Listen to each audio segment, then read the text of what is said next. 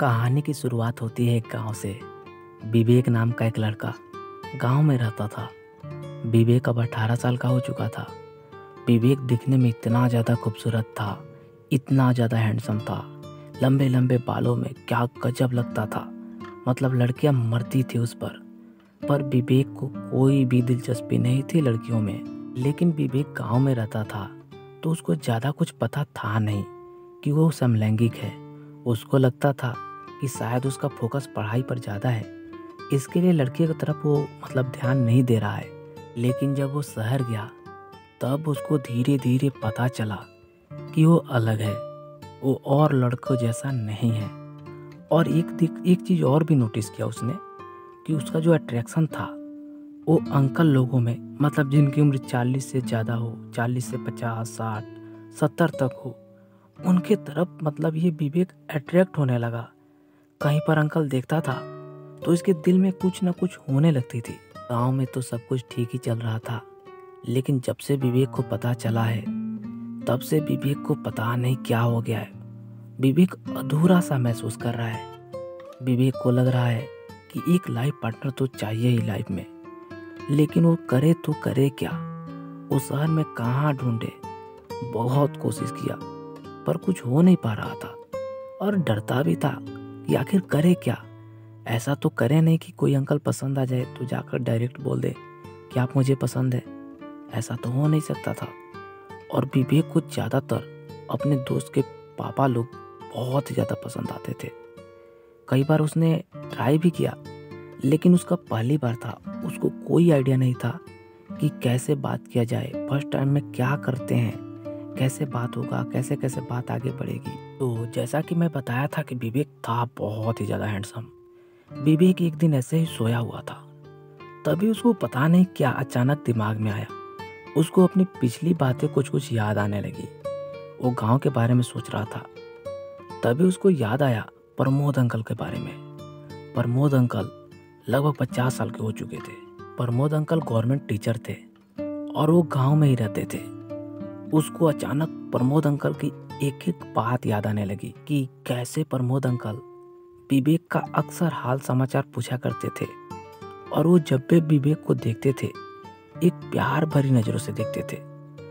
ऐसा एहसास हो ही जाता है, जहाँ 4-5 लड़के खड़े हो, उसमें किसी एक लड़के को कुछ ज़्यादा नोटिस करना, उस पर ज़्यादा ध्यान देना, थोड़ा बहुत आइडिया लगने लगता है।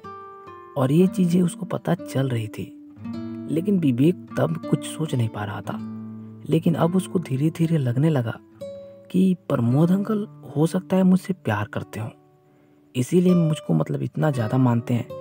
और सिर्फ एक ही बात नहीं, और भी बहुत सारी बातें विवेक को याद आने लगी कि कैसे प्रमोद अंकल उसको कितना मानते हैं, और वो शायद अंदर ही अंदर विवेक से प्यार करते हैं। प्रमोद अंकल भी बहुत ही ज़्यादा हैंडसम थे। जब से विवेक को पता चला है कि प्रमोद अंकल इसको कितना चाहते हैं, ये कंफर्म नहीं हुआ है, लेकिन विवेक को इस बात का एहसास जब से हुई है तब से पूरा पूरा दिन, पूरी पूरी रात उसको प्रमोद अंकल की ही याद आने लगी। कैसे प्रमोद अंकल इसको कैसे बोलते थे, कैसे बातें करते थे, कितना केयर करते थे इसको हर एक बात याद आने लगी। अब प्रमोद अंकल से ये बात करे कैसे, क्योंकि प्रमोद अंकल तो बहुत दिनों से इस पर ट्राई कर चुके हैं, पर तब विवेक को कुछ पता था नहीं। और अब जब थोड़ा बहुत एहसास हुआ है तो प्रमोद अंकल से बात करने का मौका ही नहीं मिल रहा है। प्रमोद अंकल के पास ना ही विवेक का नंबर है और ना ही विवेक के पास प्रमोद अंकल का नंबर। कभी शायद जरूरत पड़ी ही नहीं। प्रमोद अंकल तो प्यार अब भी करते थे विवेक से, एक तरफा प्यार बहुत दिनों से करते हैं प्रमोद अंकल। और ऐसा नहीं है कि प्रमोद अंकल को पता है नहीं विवेक कहाँ है, सब कुछ पता है, लेकिन शायद उनमें क्षमता ज़्यादा है सहने का। उनको ये लग गया होगा कि शायद गलत जगह ट्राई कर रहे हैं, तो खुद को रोके हैं, पर प्यार अंदर ही अंदर करते थे। लेकिन विवेक क्या करता, और प्रमोद अंकल इसीलिए शायद उसको कॉल भी नहीं करते थे। और कॉल करते भी कैसे, ऐसे डायरेक्ट कॉल कर नहीं सकते थे। विवेक के पास एक दिक्कत थी, विवेक चाहता तो किसी दोस्त से प्रमोद अंकल का नंबर तो मांग सकता था, लेकिन उसको भी ये चीज़ें लग रही थी कि अगर मैं किसी दोस्त को बोलूँगा तो मतलब वो क्या सोचेगा और उसको मैं क्या बोलूँगा कि प्रमोद अंकल का नंबर क्यों चाहिए। और मान लीजिए मैं प्रमोद अंकल को कॉल कर भी देता हूँ या फिर मैसेज कर भी देता हूँ, तो मैं उनको क्या बोलूँगा, क्योंकि कंफर्म तो दोनों तरफ से नहीं था, ना ही इसके तरफ से और ना ही प्रमोद अंकल की तरफ से। दोनों एक तरफा ही सोच रहे थे। और अभी विवेक घर जा भी नहीं सकता था गांव, क्योंकि अभी उसको आए हुए 1 महीने भी नहीं हुआ था। विवेक था मजबूर, लेकिन उसके अंदर ही अंदर प्यार बहुत ही ज़्यादा बढ़ रहा था। इधर प्रमोद अंकल बहुत दिनों से न प्यार कर रहे थे, तो वो थोड़ा बहुत शांत हो चुके थे। लेकिन ये जो विवेक था, ये बहुत ही ज़्यादा मतलब अब उसको रहा नहीं जा रहा था। जब से उसको मतलब ये एहसास हुआ है, विवेक को गांव जाने का मन कर रहा था, प्रमोद अंकल से मिलने का, अपने दिल की बातें कहने का मन कर रहा था, पर मजबूर था। धीरे धीरे कैसे भी करके समय बीतता गया। 2 महीने कैसे भी विवेक काटा वहाँ पर। फिर हो जाती है कॉलेज में 10 दिनों की छुट्टियाँ। और अब विवेक कहाँ रुकने वाला था। विवेक गांव जाने के लिए तैयार हो गया। और पहली बार ऐसा हुआ था कि विवेक को अपने घर वालों से ज़्यादा प्रमोद अंकल से मिलने के लिए बेचैनी हो रही थी। उसको लग रहा था कब जाकर प्रमोद अंकल को अपने दिल की बातें कह दूं। विवेक गांव पहुंच गया। गांव पहुंचते पहुंचते शाम हो गई थी, तो विवेक रात को तो घर में ही सो गया। उसके अगले दिन विवेक सुबह सुबह गांव में निकला घूमने के लिए।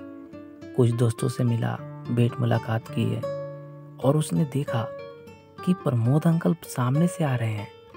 और ऐसा नहीं था ये कोइंसिडेंस था, क्योंकि विवेक को पता था कि इस वक्त पर प्रमोद अंकल आएंगे ही।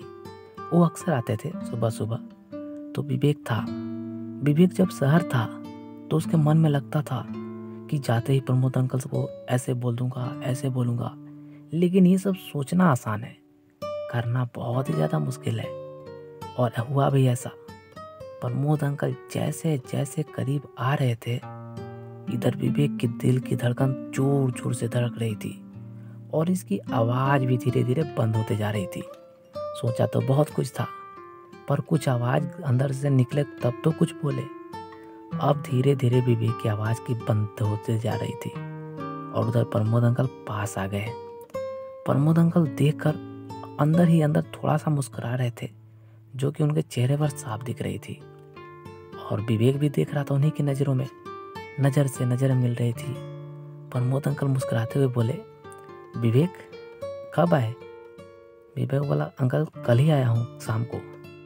तो प्रमोद अंकल कुछ पूछने लगे कि क्या पढ़ रहे हो, टीचर तो थे ही, तो बहुत सारा था भी, कुछ नॉलेज भी दिए।